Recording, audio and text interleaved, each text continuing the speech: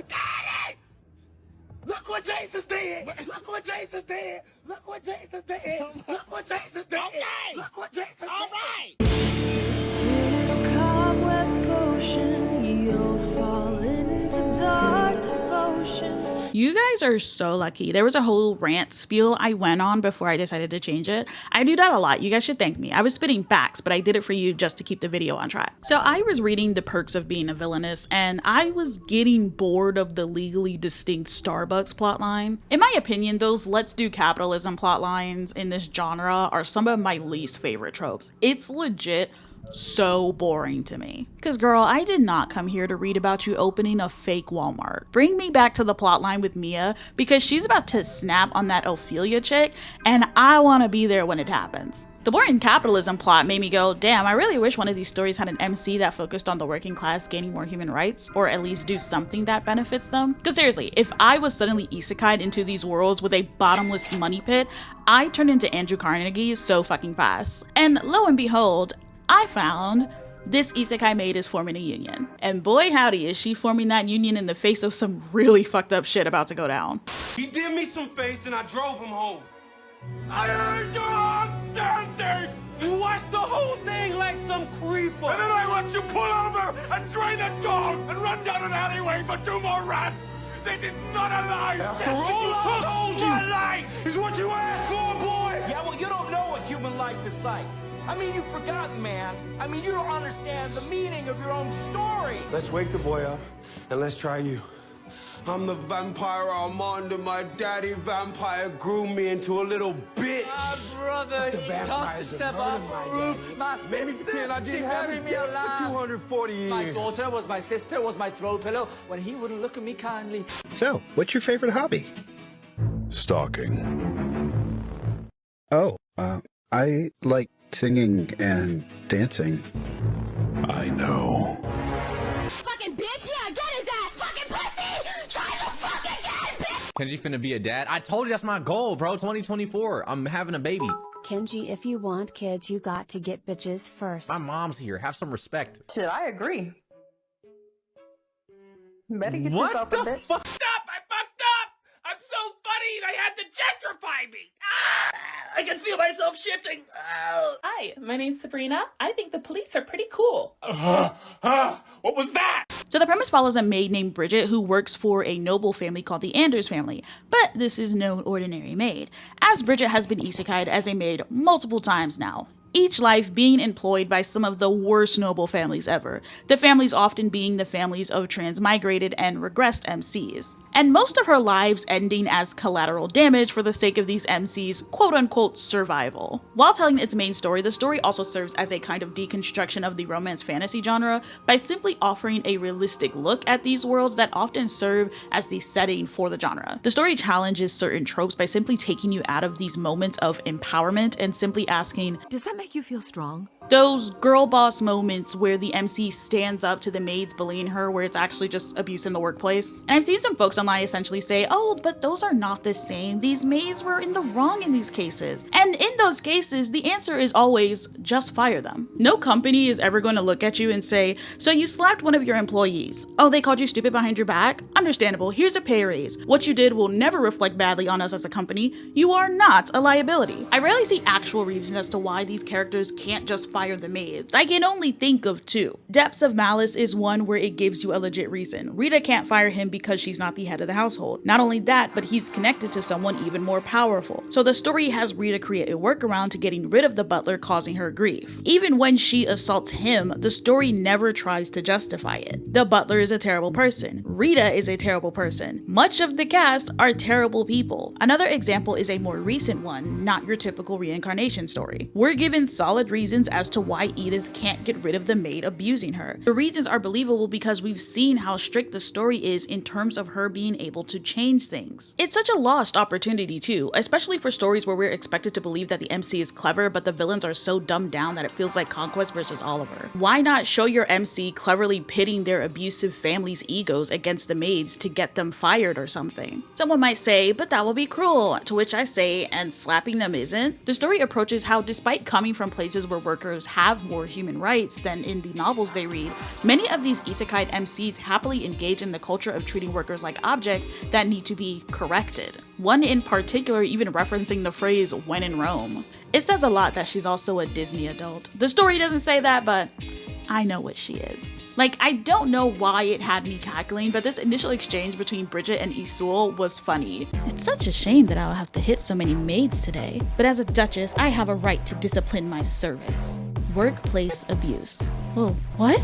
Wait, how do you know that word? What do you mean by that? Bitch, what? It's a story where, thanks to it being focused on multiple characters, there's always something actually interesting happening. And this is no real shade to other Rofon stories, but a lot of them do suffer from focusing too much on the main character in such a way that other characters don't get to develop and have actual side plots of their own. And like, I get it, that's the whole thing with power fantasies. The MC is the son of whatever universe they're in. Doesn't always make for an interesting story though. Like in the Dynasty reboot, Fallon is the main character, but we constantly see what other characters are doing as they have plot lines completely separate from Fallon, and characters will be so detached from Fallon that often their plans will literally clash with each other. In the story, there's different plot points happening, and I can only summarize it to the best of my ability without spoiling any key details. So there's Bridget's plot that involves her starting a union, but also preventing her and her co-workers from being murdered at the hands of the male lead, Marinus Demeter. Now Bridget knows that this is a story because she shares a soul with someone who is reading the story,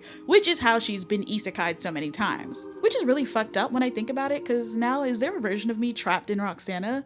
Girl, I'm so sorry. Thankfully, she avoided the massacre, but Marinus is still a problem because he's very obsessed with getting rid of her for reasons that can only be described as extremely racially motivated. And then we have the plot with Isul, the person who's been transmigrated into the body of Annette Anders, the MC of a novel called Betrothed to the Grave, who is taken out of the equation by her twin sister Agatha in the original story. Because currently there's 3 stories. There's this isekai Maid is forming a union, the actual comic. Then there's the story that Bridget's other half is reading called Momentary Duchess that stars Isul as Annette Anders.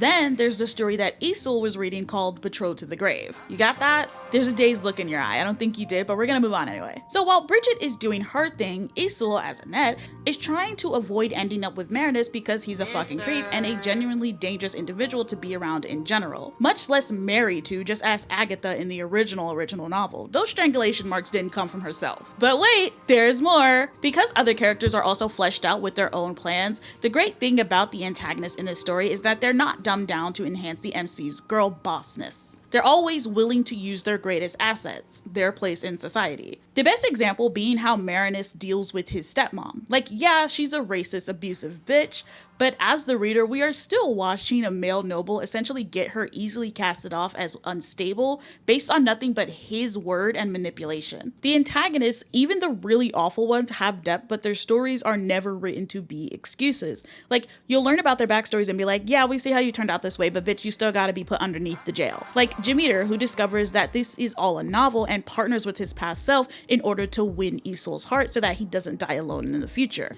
It's very interesting how Marinus's future self, colloquially called Demeter, learns about these novels and has a takeaway that he uses to his advantage. His takeaway being that some of these Rofon stories that include regression or transmigration don't actually punish the toxic male leads for their behavior, but rather they fix the female lead by completely replacing her and basically reward the male lead with a lover that will make excuses for not only him, but even their abusive families and the corrupt societies they now live in. Future Hexley coming to add in, there's also this weird tendency in this genre to overpunish a female character in comparison to a male one. My biggest beef with the remarried Empress and the ending is how unfair the story is to Rashta, while Sovashu gets a softer ending. I said it in my remarried Empress video, but I never understood how people felt Rashta was worse than Sovashu. This is especially when you look at their reasonings. Sovashu's behavior is purely based on him viewing both Navier and Rashta as objects, while Rashta is purely based in survival. So it feels unfair that her ending feels more violent while Sovashu gets to be somewhat redeemed because he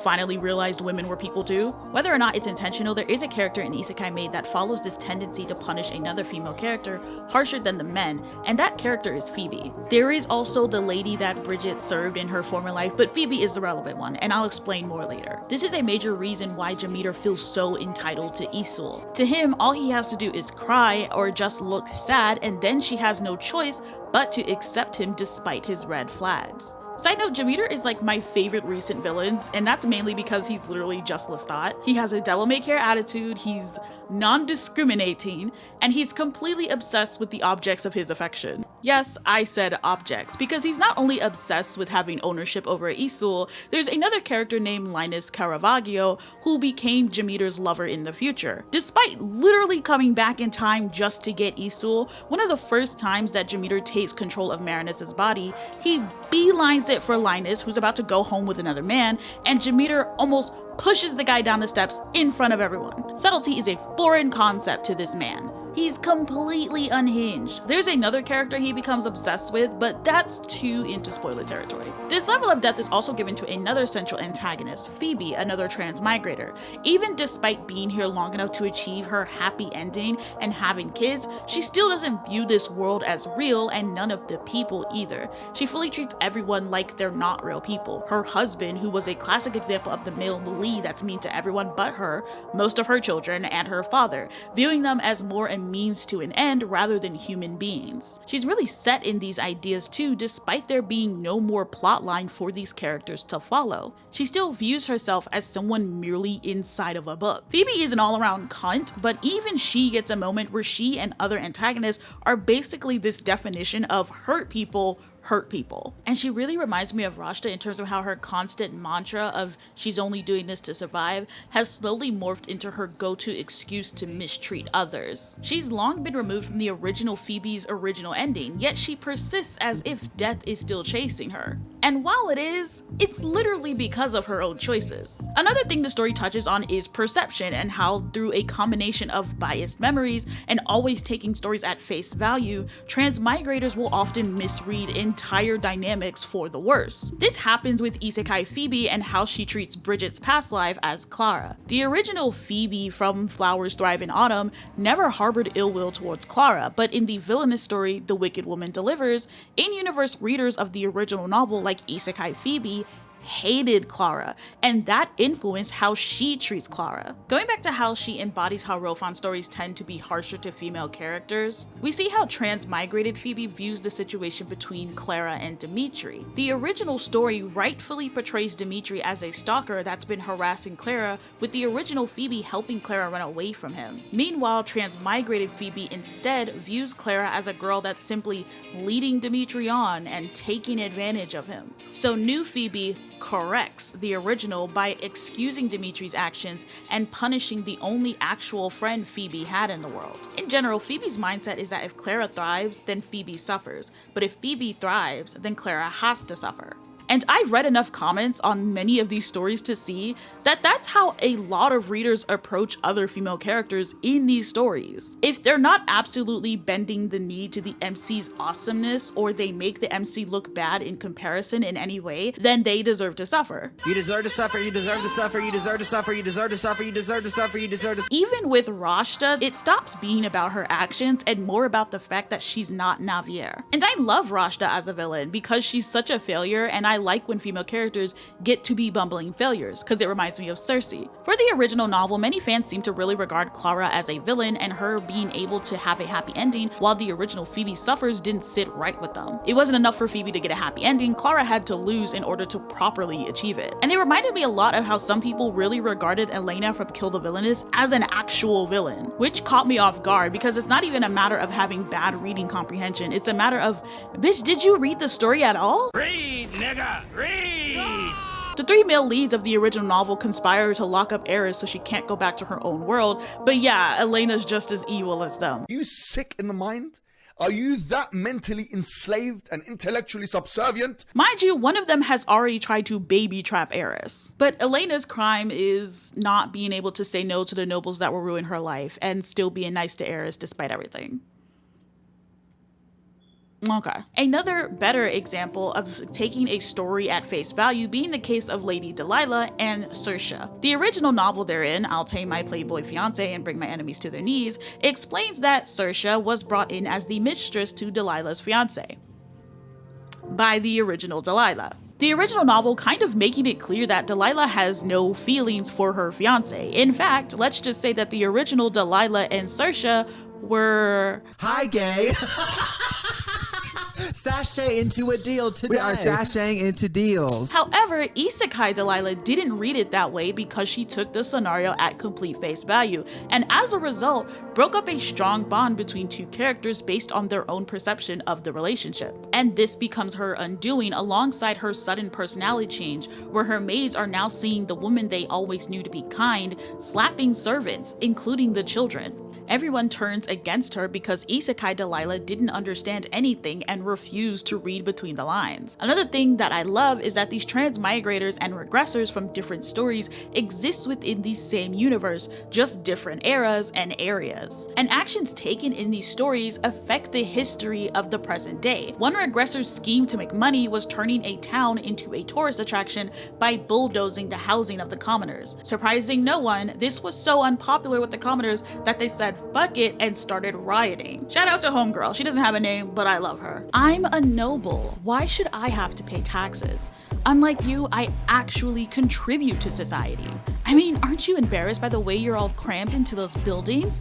It's not even human. Bitch. Every one of you will pay with your lives. Whoever threw that rock, I'll have your body mounted on the town gates. It was me, and I have a rock for your head too. You think you can kill me? I like to see you try. I survived the fucking famine in Zephyr. You can't bake this.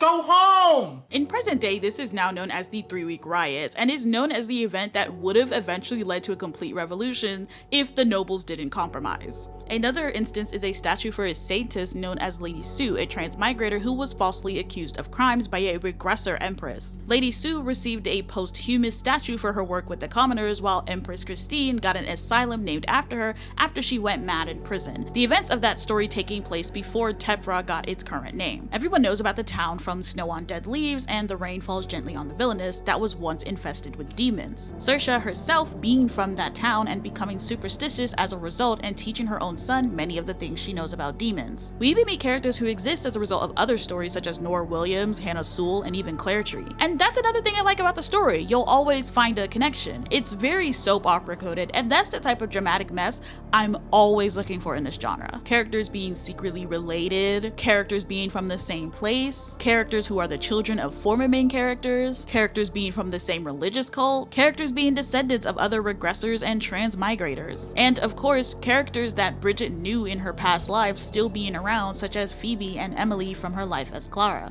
There's even a small mention of a certain woman, and she doesn't appear until season 3 of the story, and I felt so bad because even though I was binging it, I still didn't recognize her until someone called her a homosexual. It's just that extra detail that helps make the world feel more dense and alive, and I appreciate that. Just as much as I appreciate the depth that's been put into actually developing the different cultures in this world and shows a realistic view on how cultures that are perceived as inferior are treated, especially in empires. Racism as a system is not as simple as they just hate everyone who isn't white. It's a matter of how those in power go out of their way to criminalize a person's existence and how they convince the supposed benefactors of this system to keep it going. Lawmakers, businesses, and schools can't just say, we don't like black people's hair because it rightfully sounds ridiculous. So instead they say unkempt and unprofessional hair isn't allowed. Then they cultivate a culture where black people's natural hair are seen as unprofessional because it can't emulate the hairstyles that white people often use. You need any proof that this is how racism works in the US? John Ehrlichman, Nixon's domestic policy chief, says it himself. We knew we couldn't make it illegal to be either against the war or black, but by getting the public to associate the hippies with marijuana and blacks with heroin and then criminalizing both heavily, we could disrupt those communities. We could arrest their leaders, raid their homes, break up their meetings, and vilify them night after night on the evening news. Did we know we were lying about the drugs? Of course we did. It's also why the middle class was so important to maintain the whole bootstraps narrative and lazy poor people ideas in the US. Even if the poor in many states are affected by policies that make being poorer even more expensive, the middle class rarely felt it as hard for some time. So it kept many folks who were middle class complacent. But year after year, the middle class has been getting poorer and poorer because politicians refuse actual policies that help people over policies that helps corpos and billionaires. Wait. Before we fight, I want to say something. Red shirts, I think the blue shirts are trying to take your jobs. Systemic oppression can only keep functioning when it can convince people that with the right attitude or right appearance, you don't have to suffer the worst of it. That way, even if someone from the middle class, in this case the nobles, suffers the worst of it, everyone will just say it was their own fault. The system gets to keep chugging while it consumes another victim. There are plenty of darker skinned nobles in Tephra who still face discrimination, not by much because their money and status saves them from dealing with the large brunt of it. A noble from Cult, Eliza, in the story explains how despite Cult being a sister country of Limpet, her parents are trying to assimilate with Tephra nobles by constantly donating to the Nationalist Association, even though they will never accept them. Eliza's parents feed into the propaganda of Limpeta being barbarians, while ignoring that the Limpeta and Culta are siblings in culture. The folks in Cult are also considered barbarians by Tephra standards, even though it also has a civilized monarchy. And no amount of shucking and jiving will ever actually change how Eliza and her parents are perceived in Tephra.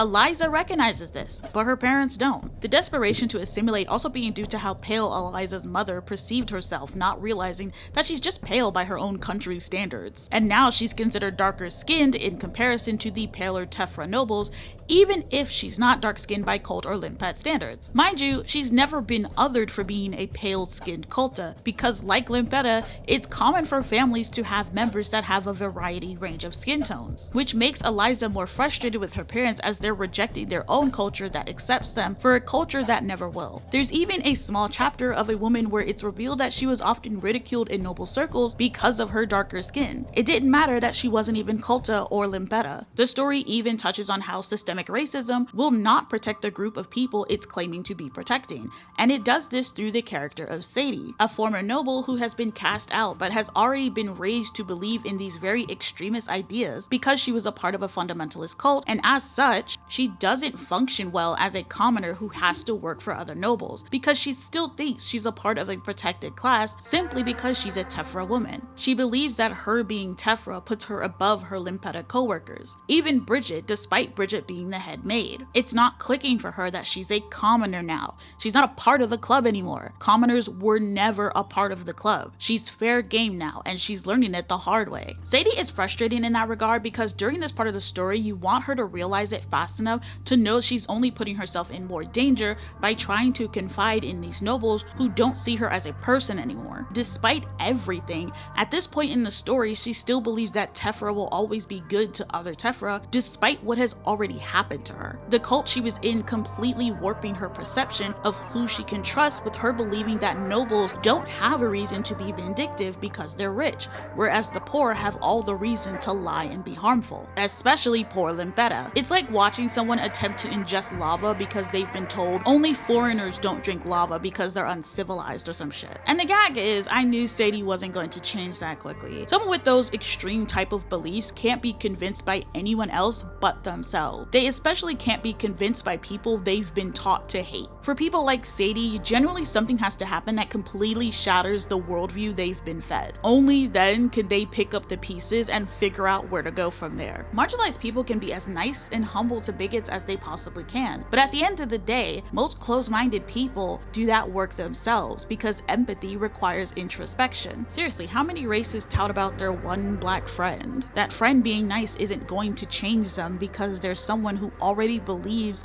that black people are supposed to be polite to them no matter what. They don't see that black friend as a person, but someone doing what they were always supposed to be doing. I can only hope Sadie gets it together soon, cause I don't like these people, bro. I don't like their vibes at all, and she only trusts them cause they're Tephra. The story even acknowledges how commoners can be bribed by systemic racism. For instance, many of the worker unions don't allow Limpetta to join as it'll ruin their chances. It's the system promising them a better life if they commit to the racism and blame someone else. The other main union we see in the story has a scene where a Tephra commoner blames their lack of progress on the fact that the union allows Limpetta to join. As of this recording, there are 117 chapters out, and while I normally read it on Tapas, it is also available on Webtoon, and the chapters are free. So what do you have to lose by trying it out? Because I definitely didn't talk about everything and make sure to obscure the very important bits and certain character developments, such as characters who go by different names now. But for now, I've been Miss Hexley, and I'll see you soon.